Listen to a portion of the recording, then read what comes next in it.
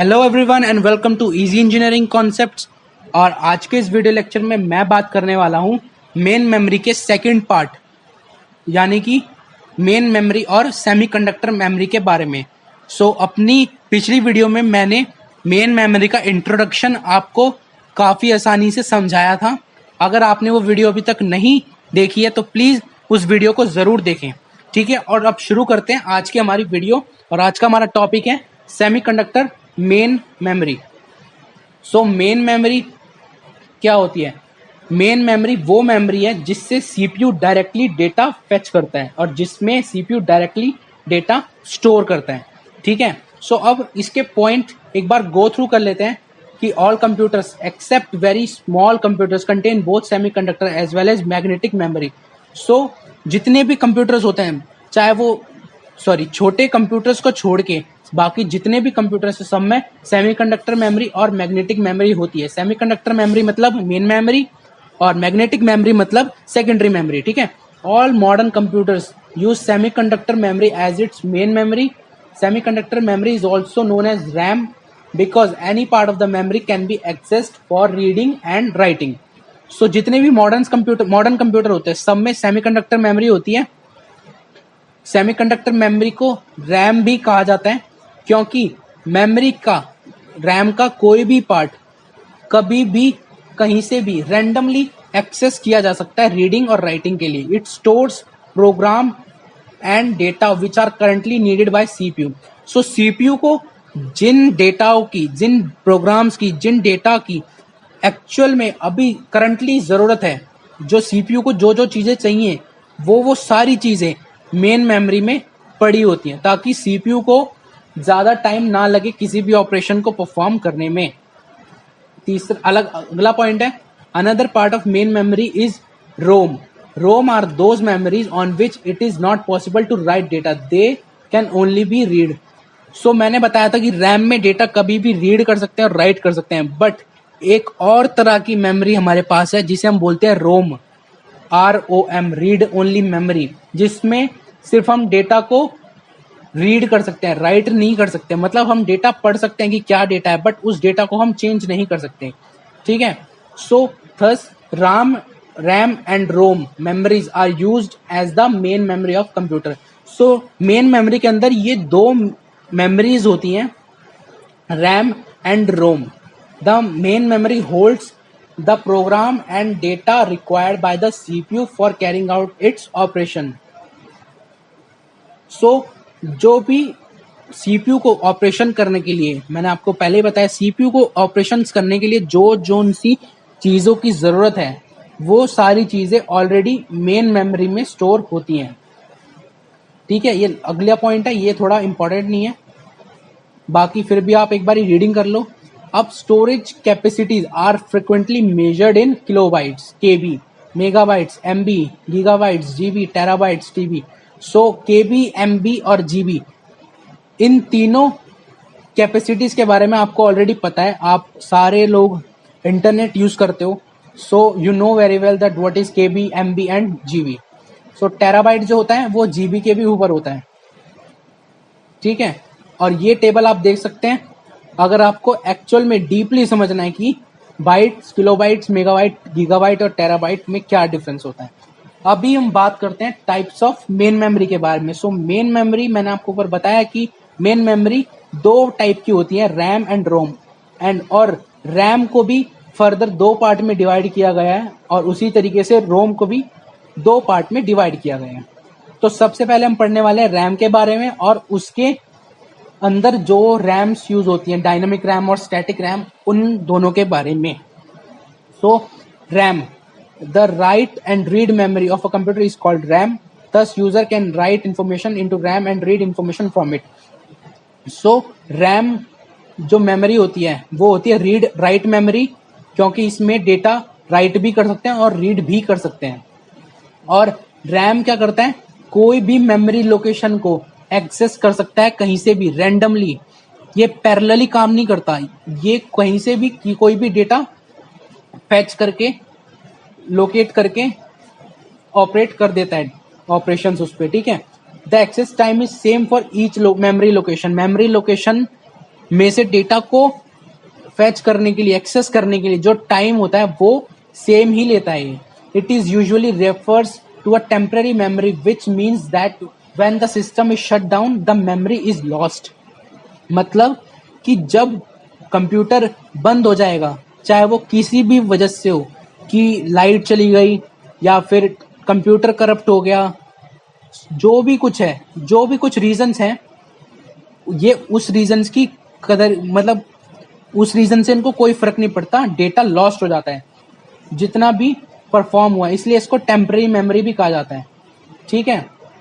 अब RAM is really the main store and is the place where the program and store we load get stored. So जैसा कि आपको पता है, एक स्टोर होता है जो किसी भी तरीके का स्टोर, चाहे वो किसी प्रोडक्ट का स्टोर हो, तो उस स्टोर में टेम्पररी बेसिस पे ही डेटा होता है, परमानेंटली नहीं होता। परमानेंटली डेटा जो आता है वो वेयर हाउस से आता है।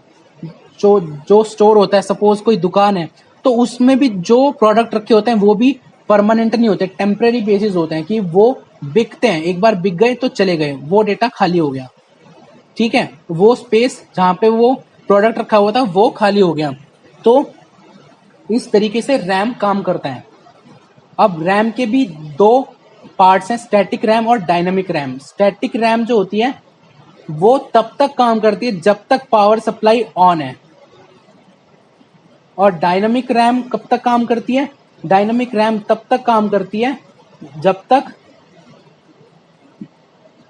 डेटा स्टोर्ड, और जो डायनामिक रैम होती है वो क्या करता है, स्टोर्ड इंफॉर्मेशन को बहुत जल्दी लूज कर देता है।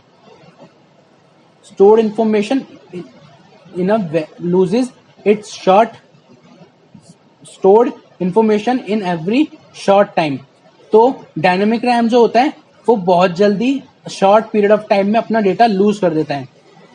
डायनामिक रैम जो होती है वो सस्ती होती है और कम पावर कंज्यूम करती है। उसके कंपैरिजन में जो स्टैटिक रैम होती है वो महंगी होती है और ज्यादा पावर कंज्यूम करती है। और स्टैटिक रैम की हाई स्पीड होती है देन डायनामिक रैम। सो हमें यहाँ पे स्टैटिक रैम और डायनामिक रैम दोनों के बारे में डिफरेंसेस भी पता लग रहे हैं। सो इन पॉइंट्स को जरूर से जरूर पढ़ें अगर आपको एग्जाम में इस चैप्टर से रिलेटेड सारा का सारा जो भी क्वेश्चंस हैं क्लियर करने हैं। तो अब आगे बढ़ते हैं। Dynamic RAM is cheaper so is used for main memory. Dynamic RAM सस्ती होती है which is use so it is use for main memory, और जो स्टैटिक रैम होती है वो फास्टर होती है, तो वो यूज होती है कैशे मेमोरी में। डायनामिक रैम यूज होती है मेन मेमोरी में और स्टैटिक रैम यूज होती है कैश मेमोरी में। अब उसके बाद dynamic RAM requires the data to be refreshed periodically in order to retain the data while SRAM does not need to be refreshed। अभी मैंने ऊपर बताया कि मेन मेमोरी जो होती है वो डायनामिक रैम यूज करती है, और डायनामिक रैम क्या होती है, जल्दी जल्दी रिफ्रेश होती रहती है। तो क्या होता है, जल्दी जल्दी रिफ्रेश होती रहती है, मतलब जो सेकेंडरी मेमोरी में डेटा अपडेट हो रहा है वो धीरे धीरे करके पीरियडिकली मेन मेमोरी को भी रिफ्रेश कर दे रहा है। बट जो कैश मेमोरी होती है, कैश मेमोरी यूज करती है स्टैटिक रैम, तो स्टैटिक रैम अपडेट नहीं होती है। तो ये था स्टैटिक रैम और डायनामिक रैम के बारे में थोड़ा सा ओवरव्यू और इन दोनों का डिफरेंस भी। अब हम बात करते हैं रोम के बारे में। सो रोम मैंने आपको बताया था एक नॉन वॉलेटाइल मेमोरी है। इट मींस जो इसमें डेटा स्टोर होता है वो डेटा लॉस्ट नहीं होता है जब तक कि आप उसे डिलीट ना करें, चाहे पावर ऑफ हो जाए चाहे कुछ भी हो, जब तक आप डेटा डिलीट नहीं करोगे तब तक वो डेटा रोम में पड़ा रहेगा। ठीक है। Unlike RAM the information from ROM can be read but it is not possible to write fresh information to it. तो जैसा कि मैंने आपको बताया था कि रैम में डेटा रीड कर सकते हैं, राइट कर सकते हैं, बट रोम में सिर्फ डेटा रीड कर सकते हैं, रीड ओनली मेमोरी, सिर्फ रीड कर सकते हैं, राइट नहीं कर सकते। उसके बाद है ROM is used for storing a special set of instruction. ROM क्या करता है, एक स्पेशल सेट के स्पेशल टाइप के इंस्ट्रक्शन को स्टोर करता है which the computer needs when it startup. So जब कंप्यूटर हम पावर ऑन करते हैं तो वो जो डेटा होता है वो डेटा रीड करता है रोम से, क्योंकि रोम में डेटा परमानेंटली स्टोर होता है।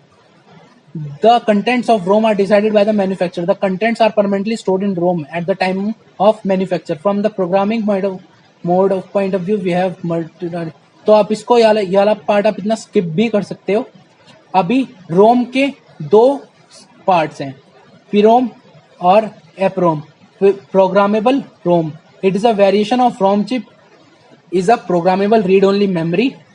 A PROM is a memory chip on which data can be written only once. So इस मेमोरी में क्या होता है कि डेटा सिर्फ एक बार ही लिखा जा सकता है.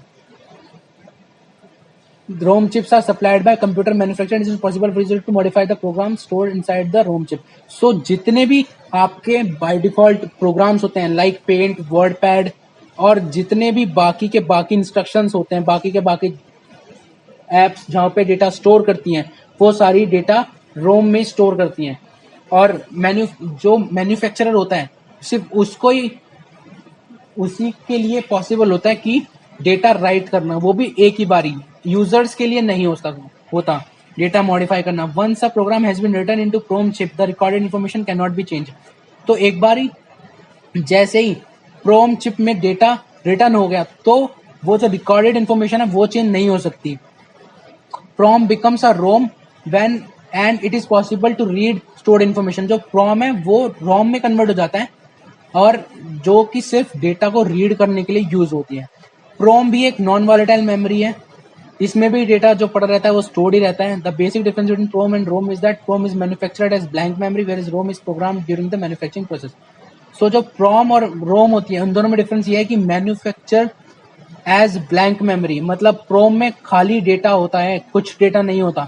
और रोम में प्रोग्राम ड्यूरिंग मैन्युफैक्चरिंग प्रोजेक्ट, जब से ही मैन्युफैक्चरिंग होता है वैसे ही रोम में डेटा स्टोर होता रहता है. सो आज की इस वीडियो में बस इतना ही. अपनी अगली वीडियो में मैं डिस्कस करने वाला हूँ सेकेंडरी मेमोरीज के बारे में. ठीक है, सो प्लीज़ चैनल को सब्सक्राइब करें, वीडियोज़ को शेयर करें, लाइक करें, कॉमेंट करें और अगर आपके कोई डाउट्स हैं तो हमें जल्द से जल्द बताएं ताकि हम उन्हें क्लियर कर सकें. Thank you.